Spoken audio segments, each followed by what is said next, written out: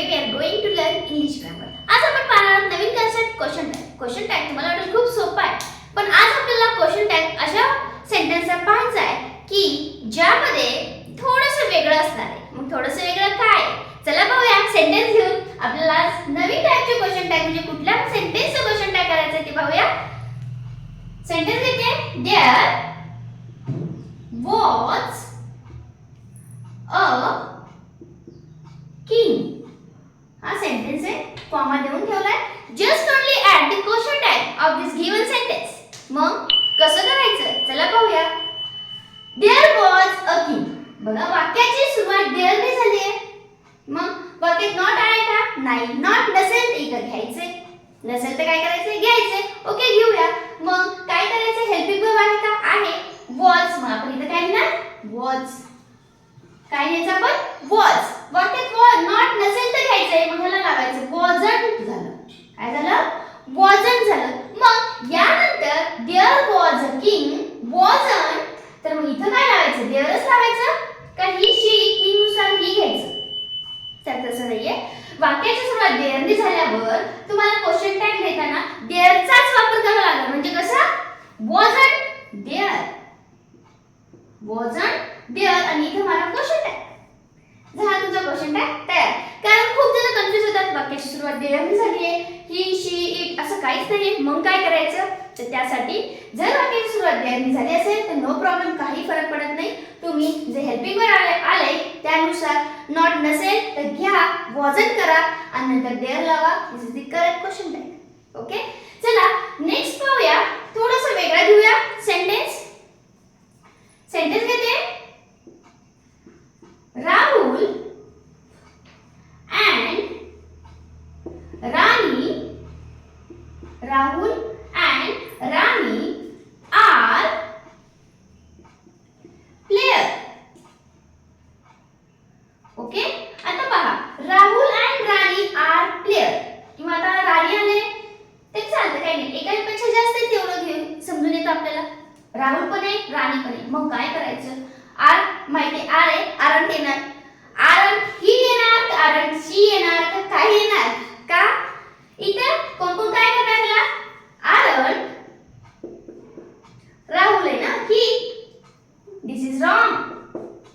Why? Because of या ठिकाणी subject दोन आहे. सब्जेक्ट म्हणजे करते किती आहे? दोन आहे. मग करते दोन असल्यामुळे आपल्याला काय करायचंय? अनेक वचनानुसार इथं काय करायचं? क्वेश्चन टॅग लावायचा आहे. मग कसं लावायचं चला पाहूया. इथं राहुल राणी असेल, राम असेल, सचिन असेल, काही नाही हरकत. राहुल आणि राणी म्हणजे आपण एकूण काय म्हणतात? They are. काय म्हणतात ना? They are. म्हणजे इथं नॉट आहे का? नाही. म्हणजे तुमचं इथपर्यंत आपलं बरोबर आहे. आरंट. ओके आरंट ठेवा.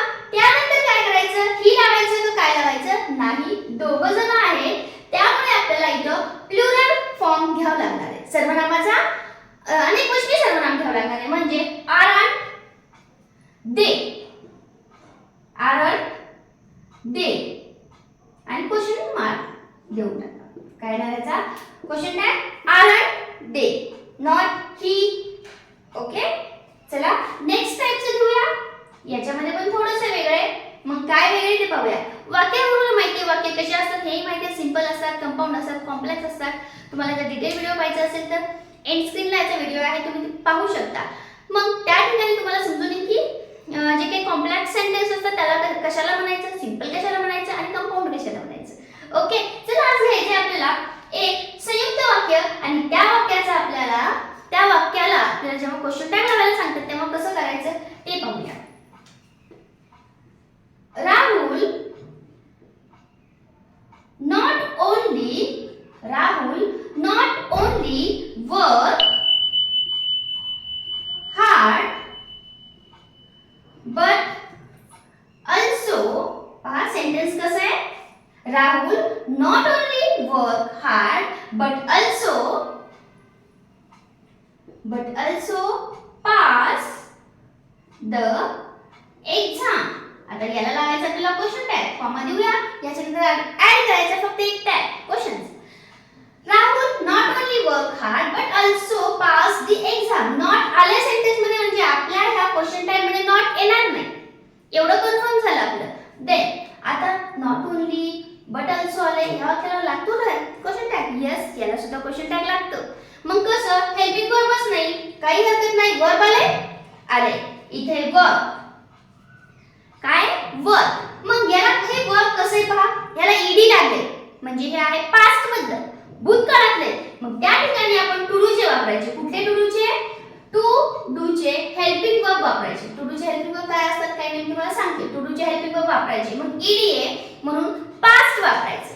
टू डू चे आहे डू, डिड, डज. मग पास्ट आहे डिड.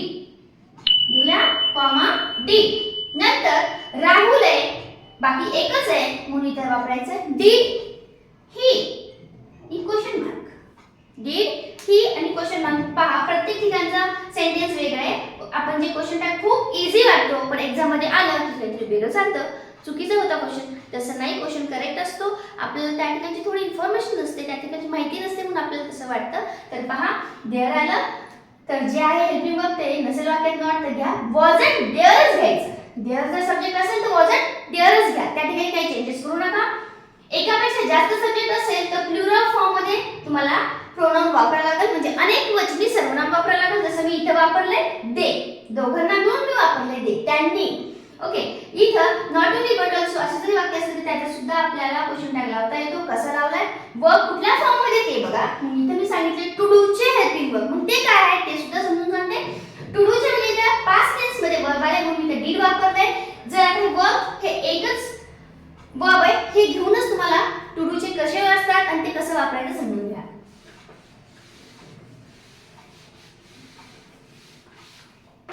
वर्ब नव्हतं, काय होतं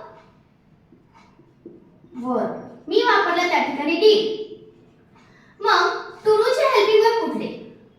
टू डू चे हेल्पिंग वर्ब डू, डिड आणि डज. हे झाले टू डू चे हेल्पिंग वर्ब. हे तीन हेल्पिंग वर्ब आहेत टू डू चे. मग हे कधी वापरायचे पहा. इथं वर्ब हे वर्ब आले, सपोज मगाशी आलो होतं त्याच्यामुळे वर्ब घेतले मी तुम्हाला समजून येईल. ईडी आले म्हणजे पास्ट जर असेल तर डिड वापरा आणि या ठिकाणी असेल वर्क असेल फक्त वर्क असेल फक्त वर्क, त्याला काहीच प्रत्यय नाही, त्या ठिकाणी मात्र तुम्हाला वापरायचे डू. त्या ठिकाणी काय वापरायचं, वर्क पाहायचं त्या वाक्यामध्ये कसं आहे आणि त्यानुसार तुम्हाला तिथं डू, डज, डिड कुठलं वापरायचं ते पाहायचं. ईडी असेल तर डिड लावा, वर्क असेल तर डू लावा आणि वर्क्स असेल जसं की पास्ट मध्ये एस किंवा एस लागतं, सिंपल पास्ट मध्ये त्यासारखं. वर्क्स असेल तर त्या ठिकाणी मात्र डज लावा. सिंपल फक्त V1 असेल तर त्याला काय लावायचं, डू लावायचं. V1 प्लस एस किंवा एस असेल तिथे डज वापरा आणि V3 असेल म्हणजे पास्ट असेल तर डिड वापरा. म्हणजे हे असे टू डू चे हेल्पिंग वर्ब आहेत आणि जे हे हेल्पिंग वर्ब कसे वापरायचे तर डिपेंड्स अपॉन वर्ब कुठल्या फॉर्म मध्ये त्यानुसार घ्या.